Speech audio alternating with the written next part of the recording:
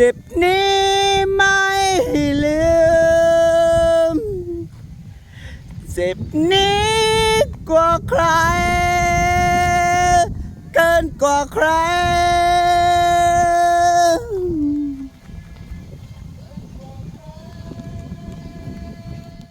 กว่าใคร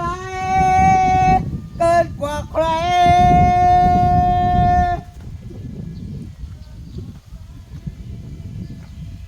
ฮัลโหลเอริวันกับสวัสดีจ้าสวัสดีอีกรอบนะจ๊ะพักบุ้งสิตัดไปให้ลูกสาวพี่น้องลูกสาวนางป่วยกระหายแล้วดีขึ้นแล้วพี่น้องพอดีแล้วพักบุ้งบริขายกันสิตัดให้งัวกินตัดให้วัวกินนะคะให้ปลานางกินพืชขายบ่ออกกับบริงอกปลูกประดับปารามีปลูกเล่นๆคนดูคนขยันย่องตัวเองก็เป็นนะคะตัดแล้วมันก็จะได้ออกแตกยอดแตกแหนงขึ้นมาอีกพี่น้องบ่แม่นว่าห่วงบ่แม่นว่าขี้ที่เด้บ่แม่นว่าบ่ให้ไผมาเอาเด้บอกอยู่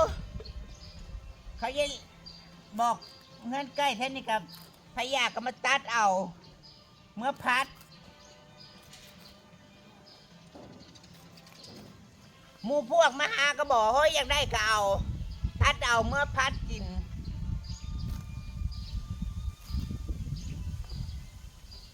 มันกินพอมันกระหลายเนาะพี่น้องมันกระหลายฮันเด้ผู้สุดคันฟังผู้ก็มีมันยาวหลายมันก็แก่ไปแก่มาก็สิแก่ฮอดปากงัว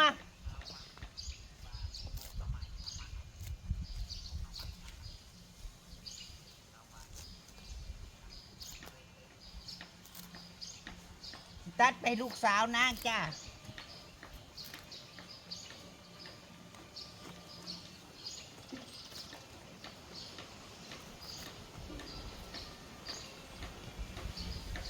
ตัดตัวไม้บัดเพื่อเบิดตัวเก่ากับตัวนี้ก็เกิดขึ้นมาอีกยาวขึ้นมาอีก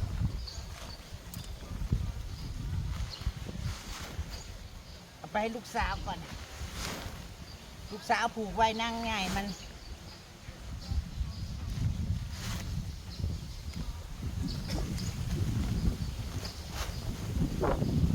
สิออกไปเล่นหน้านั่งดอกไม้พี่น้องสิเก็บยอดบักคือพางบักคือไปหาสอนกุ้งมาแรงกับพี่น้องเสร็จข้างบักบวบขึ้นให้มันแล้วก่อนพวกนางกำลังแทงยอดขึ้นมานี่คือบวบหอมนะจ๊ะบวบหอมนี่ใส่ขี้หมูพวกนางแบบปุ๋ยก็ใส่จ้าบริปอดสั้นพี่จักย่างหรอกนี่ไงผักบงนางนี่กำลังงามนี่ตัดน้ำให้ป่าน้ำนั่นกินทั้งคนกินทั้งป่า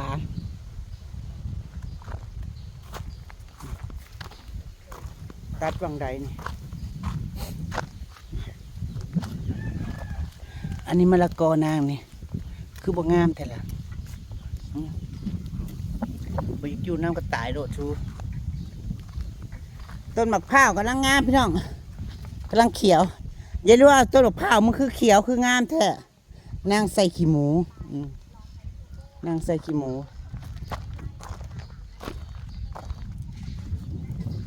ให้ว่านางขี้ข้านตบปากนี่กำลังแทงยอดขึ้นมาอันนี้มะม่วงแอปเปิ้ลยายรวยอ่ะมึงคือมาปลูกใกล้ทางกูย่างแท้ห้วยเนาะมันขึ้นอยู่นี่ก็ปล่อยไว้นี่เลยมันก็เลยงามเลยพี่น้องก็น่าก็สิมัดขึ้นมาให้มันแตกลำขึ้นมางามนะพี่น้องพอดีเลยอยู่มุมแก่คลองใส่ไก่ตัวยูนางจักน้อยกับอันทุ่มๆนี่กับมะเขือมะแข้งนี่จ้ะบ่มีแล้วนี่เฮ้ยสิได้กินนานเฮ้ยสิได้กินซะบ่นี่ หมากมันต้องลองแรงๆอยู่เป็นหมากอยู่ได้นี่บอกเขาจะรีจะแหล่มาเก็บเอาอยู่เด้อพี่น้องเอามาเนียงกิน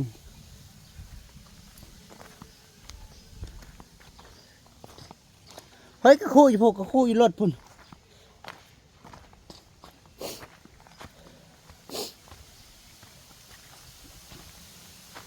บวบเทนกระลำนางเคลื่อน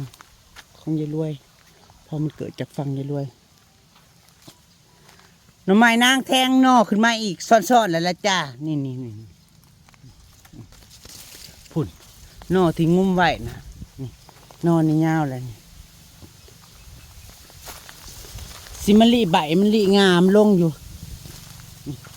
เที่ยวกับคู่งุ้มมือนะพี่น้องมันใหญ่แล้วมันเอากับคู่ออกเองมัน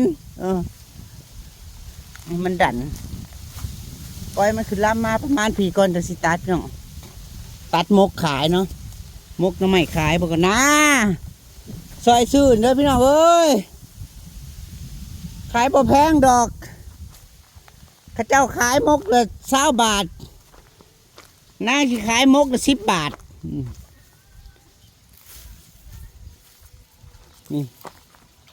อันนี้พี่ก้าว่าอันปลูกกันบังห้องน้ำไว้นางก็เลยปลูกมันก็เลยสิบังเลยบ่เห็นเลยได้แบบมันขึ้นมาก็สิบ่เห็นตอนแรกว่าสิปลูกหญ้าเหยียบอย่ามันหกว่ะโหระพานางโคตรงามเลยพี่น้องบ่ได้โหดแต่เหิงเลยผักบุ้งนางตัดลงให้ป่านบัดพวกนางกินหัวอาหารเบิดอิ่มหัวอาหารแล้วพวกนางก็สิกินเองพวกนางดอกเขาจะห่วงป่านางอันนี้คือใบกะเพรานะคะปลูกต้นใบกะเพราเนี่ยจ้ะเธออยากพัดกะเพรากินอันต้นหอมบัวที่ปลูกกับพ่อใหญ่วงติดเบิดอันนี้ผักบุ้งอันนั้นผักบุ้งแก้วนางนี่เริ่มงามแล้วพี่น้องเริ่มแตกงามแล้วจ้านี่คือบ้านของฉันเนี่ยเสร็จโค้งเล็กอยู่บอกพ่อใหญ่เลิ่นก่อนสั่งเล็กกับเบิร์ดอีกแล้วเพราะที่สั่งนั่นสั่งนี่เอานั่นเอานี่กับเบิร์ดเล็กเบิร์ดถาเล็กอีกแบบที่นี่เสร็จเท้าดึงผ้าม่านกันแดดกันแสงเพราะตูบนี่มันได้อยู่แทบสุมือได้พี่น้อง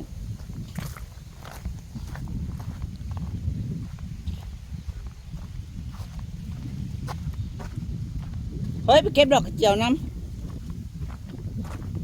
ดอกกระเจียวเฮามันบอกแล้วมันเถ่าเลยมันเถ่ากว่าคนเก็บสิบุเรือจักอันบ่สวัสดีค่ะคุณแม่ค่ะเป็นปลาด้วยเก็บมาว่าไม่มันนี่มันก็สิแทงยอดอยู่ดอก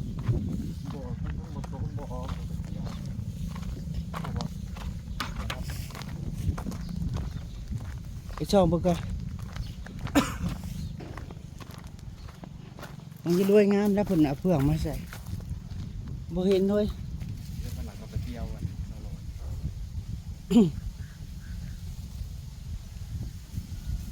บ่เห็นจักยอดบ่เบิ่งดูจะไปแกงใช่หรือไม่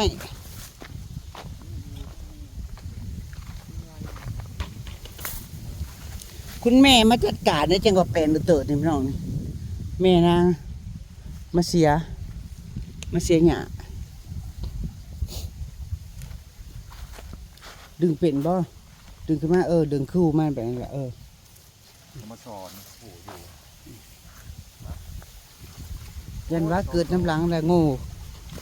เขาบอกเกิดก้อนก็เกิดน้ำหลังก็สลาดอยู่นั่นเกิดก้อน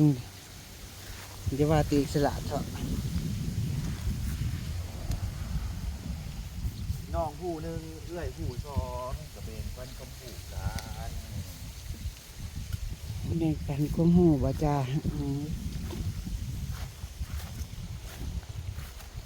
ผู้อวดสลัดแกงโง่ก็เยอะ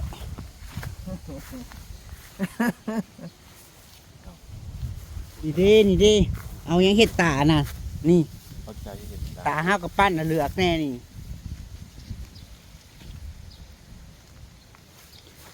หลายคนก็มวยถือคู่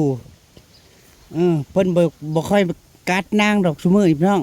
เพิ่นโดน FC เว้าให้เพิ่นแน่เพิ่นกระจายออกนำตะกี้น่ะเว้าเฮฮาม่วนกันทีนี้ก็มวนคือเก่านั่นล่ะ เดี๋ยวนี้ก็อยากหลอบๆว่าแม่นหมาอยู่พี่น้องเอ้ย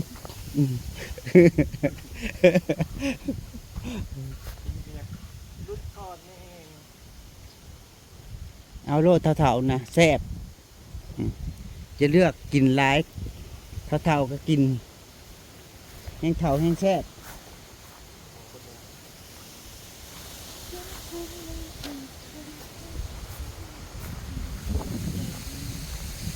สิไปเอาแยงน้ำใยมากก่อนพี่น้องเอ้ยไปหาสอนไปสอนกุ้งหน้านางก่อนสิไปก็เขาไปเบิ่งเฮือนก่อนเขาพาพี่น้องไปทัวร์ก่อนเอื้อยได้รถบอกให้นางสีดน้ำซุมือเด้ตั้งแต่เขาเจ้าเฮ็ดแล้วเทพื้นหยังเรียบร้อยนี่ก็สีดเท่านึงเขามาสีดเท่านึงสีดน้ำได้รถว่ามึงมาสีดซุมือให้มันแห้งให้มันแข็งแรงมันสิบ่ได้แตกได้ล้าวนางว่ามื้อแรกจังสิมาสีดกันก่อน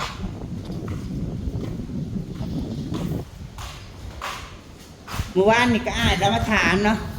อ้ายที่มาจากอเมริกา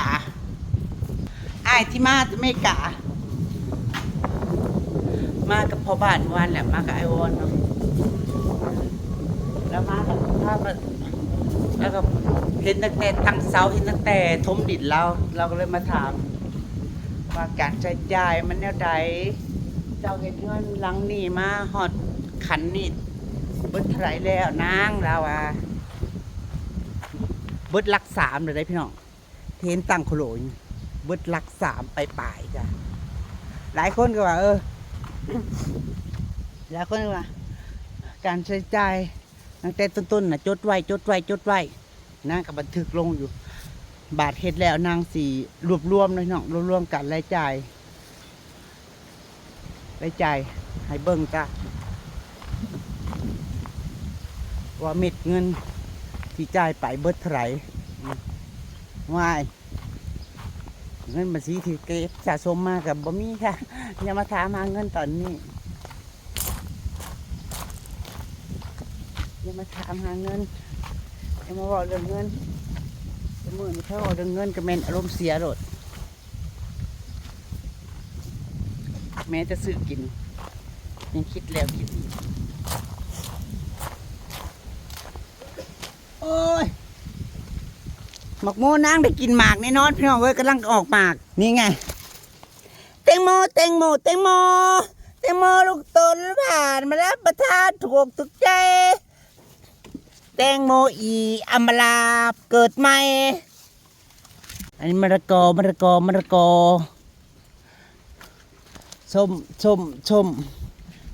อส้มเอาน้ำมาหดเห็นไหมก้นนี่ไว้น้ำอยู่ให้ผุนไว้มันสิตายนะซ้ำไว้ตึกโดนแดดเลย ใส่ปัญญาเป็นยัง อันดอกซ่อนนี่ติดแล้วลูกเอ้ยจะทิมแม่ไปแล้วลูกติดจีดอกเจ้าจะว่านี่หน้าตากระดีว่ามันม้วนแน่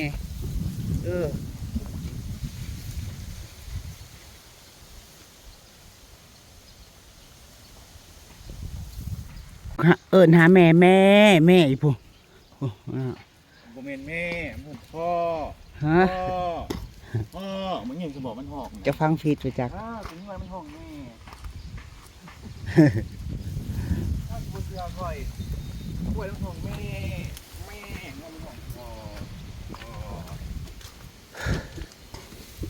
เอาหมักไหม้ไปกินน้ำพ่อนี่เนี่ยหมักไหม้ทุ่งข่อยทุ่งเจ้านะเอาเมื่อไว้กินกับลูกกับหลานเจ้าซะ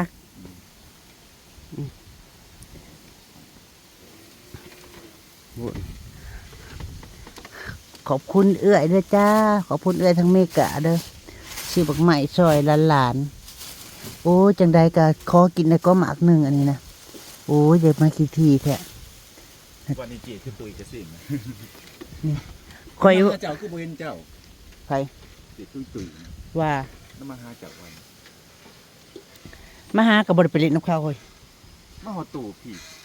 เขามาเล่นเฮาตุบพี่ มาเล่นคอยกันนั่งอยู่นี่กันมาขอกัน ตอนคอยมาเก็บยอดปืนบ่ แล้วมาปล่อยกุ้งนั่น อ๋อคอยเมื่อแล้วมาพ่อเจ้าอยู่นี่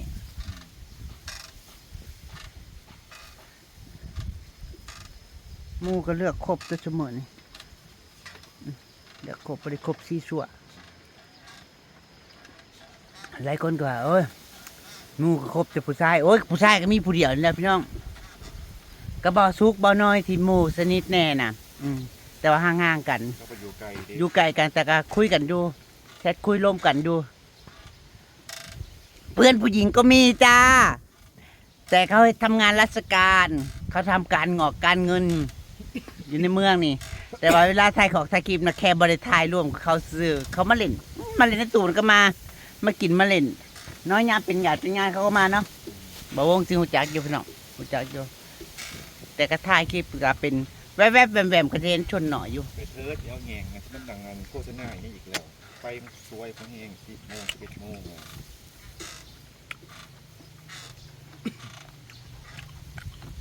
อ๋อบ้านจะเอิญแงงจะเอิญแงงแงงแงง เดี๋ยวแยงบายเพิ่นเอิ้นแยงผู้ชายเอิ้นหยังวะ 3 4 4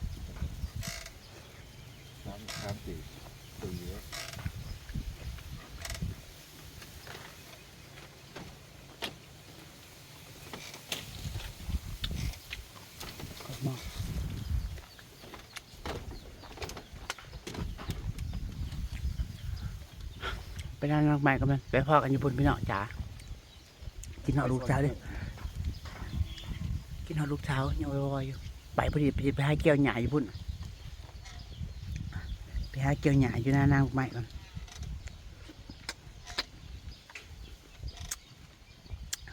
มา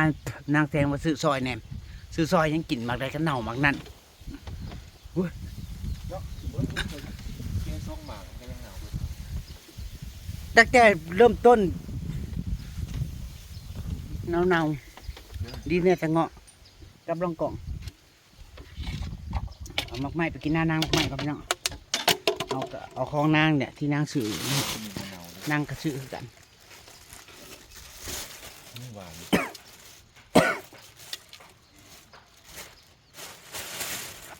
แล้วก็ไปสอนกุ้งเอาหอยพร้อมเอาหอยจูบมาลงคลองนี่ย้อยหน้าอายุ มี ที่ต้มห้อยหน้า หอยหน้าน่ะคือหอยอัน ที่กระต่ายนะ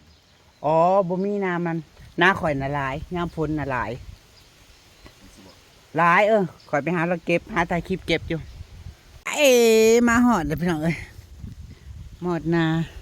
เพื่อนสาวเลยนานางดอกไม้เป็นหมู่สมัยเรียนพี่น้องเอ้ยเป็นเพื่อนกันสมัยเรียนของเป็ดนางขึ้นไปคุ้นไปเลี้ยงอยู่พูนนางเห็ดปีเห็ดหน้า2 ปีพี่น้องเห็ดหน้า2 ฤดูอันนี้ดอกอะไรเอ่ยงามอยู่เลยแหละเนาะแต่มันดอกใบเดียว อยู่เฮือนนางอยู่เฮือนแม่นางมีเป็นดอกใหญ่พี่น้องดอกซ่อน ที่มันซ่อนเป็นสั้นๆกัน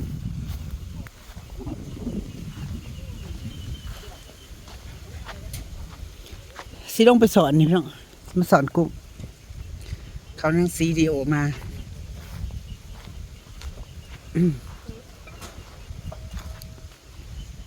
เขานางเขียวล่ะ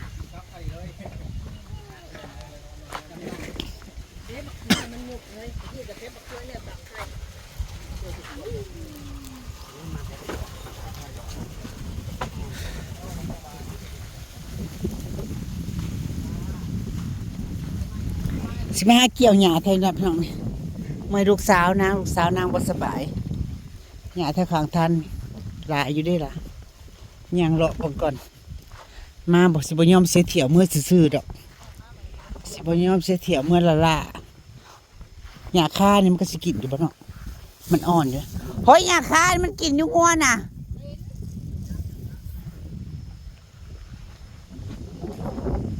สิย่างไปเบิ่งทางนั้นก่อนพี่น้อง พาทัวร์พาเลาะก่อน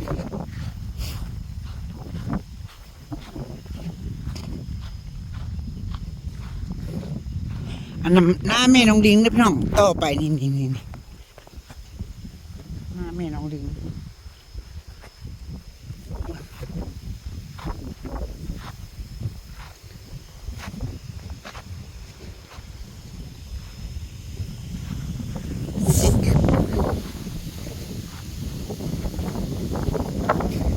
ที่ย่างมาเลาะนี่ก็สิมาเลาะเบิ่งอันหญ้าที่นางที่เราลงมาเกี่ยวโอ้ยมันเถามันออกดอกเบนแล้วพี่น้องเอ้ยนี่อยู่นี่มันแก่เพราะมันยังกลิ่นมันอ่อนอยู่ด้วยล่ะเนาะนี่เลาะๆนี่แหละ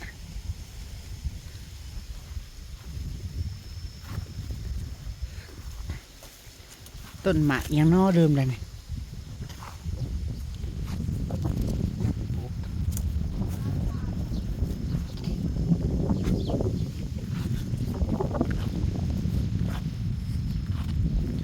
มาเกี่ยวหญ้าแทนแหละนี่แหละกล้วยหน่อยบ่มีกล้วยน้ำว้าเลยกล้วยไข่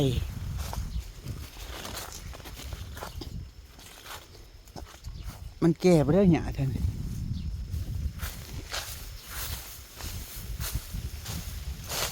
เฮ็ดเพื่องบอกพุ่นเนาะถ้าเพื่องเน่าออก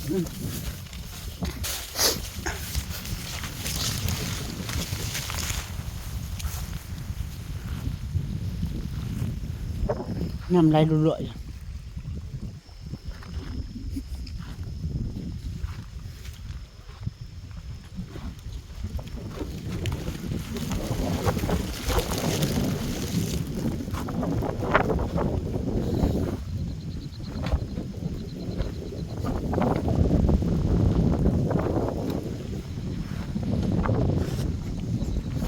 บรรยากาศ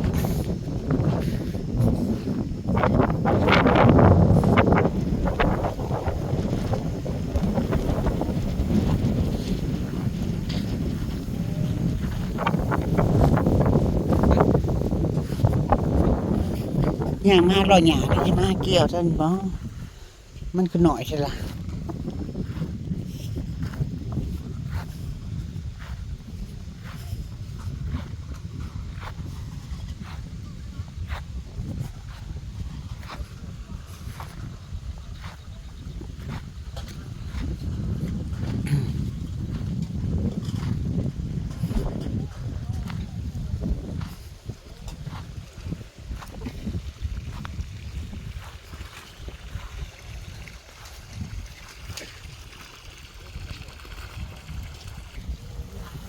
นี่สิมาเกี่ยวหยาแทนนี่เนาะ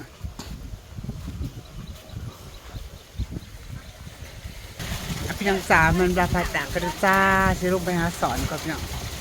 หาสอนไปกินเที่ยงอยู่พี่